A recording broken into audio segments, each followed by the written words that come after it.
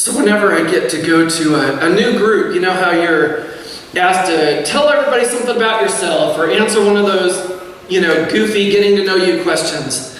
And so kind of my standard line over the years has become, "Hi, I'm Nate, and I married Michael Jackson's daughter." It's at least one laugh I'll be able to get, because usually they won't laugh at the rest of what I have to say. But from first impressions to the last breath, there's just no way to put everything into words that Mike meant to us. He touched all of us that are here today in some way. His impact is far and wide and beyond imagination.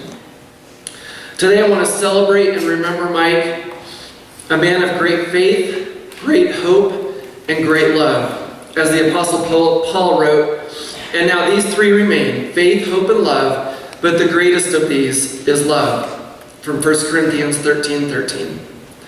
Mike, a man of great faith. You may have known Mike, as we've referred to already, as Pastor Mike. It was really hard, especially for Mike, to ever separate those two. You would have thought that his parents first named him Pastor, and that Mike was his middle name. The two went hand in hand. What I love about Mike's story is that from such an early age, he was thirsty for more. He was searching and searching for God, and at just the right time, all the seeds of faith that were planted in his young life led him to surrender his life to Jesus. As his faith grew, Mike was compelled to share his faith with Jesus to anyone and everybody that would listen, and even some that weren't listening. He loved to tell the story over and over about how Jesus unconditionally loves every underdog, every underlooked and underappreciated person. His prayers for each and every one of us and countless others continue to echo throughout eternity, and his faith in Jesus led him to great hope. Mike, a man of great hope. To know Mike was to know a man that never ran short on hopes and dreams.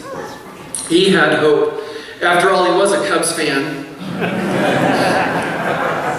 Mike had precious hopes of going back to Hawaii. He had hopes of running again, playing basketball, going to the movies, and spending time together as a family. He always hoped for the best. Mike not only had precious hopes, but he had one ultimate hope. That was to see lives rescued from sin and death by the power of Jesus. Mike was known to going to great lengths to lead Jesus. He would wait in line for hours upon hours before sunrise one Easter just to get a box of Krispy Kreme donuts for a sermon illustration. And he was so excited when he went to pastor in Illinois because he could try all of his old jokes out on a new audience. And he literally, so many of you I know, he would call because he'd literally be driving down the middle of the road and God would speak to him and say, "Mike, you need to call this person. Mike, you need to go see this person. Mike, these people need you." So what did he do? He just stopped wherever he was. He'd pull over and he'd follow suit.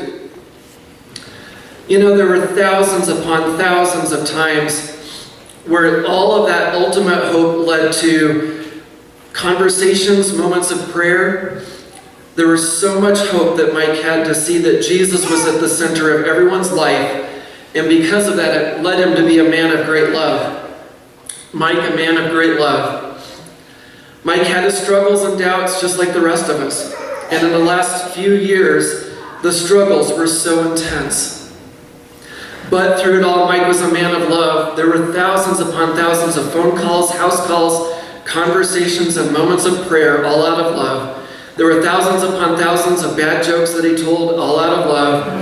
There were thousands and thousands of moments where Mike would melt when Jen would ask him for help. There were thousands and thousands of moments where Mike adored being Papa. Mike loved with all of his heart, all of his soul, and all of his strength. He was full of life and love, and his legacy will be seen in the way that we carry the love of Jesus forward because of how Mike loved us. As a husband, father, and spiritual father to so many, I feel that these words of Scripture honor Mike's life. "I have fought the good fight. I have finished the race. I have kept the faith. Now there is in store for me the crown of righteousness, which the Lord, the righteous judge, will award to me on that day. And not only to me, but to all who have longed for his appearing. From 2 Timothy 4, verses 7 and 8. We love you, Mike, and we love each and every one of you, and thank you so much for being here.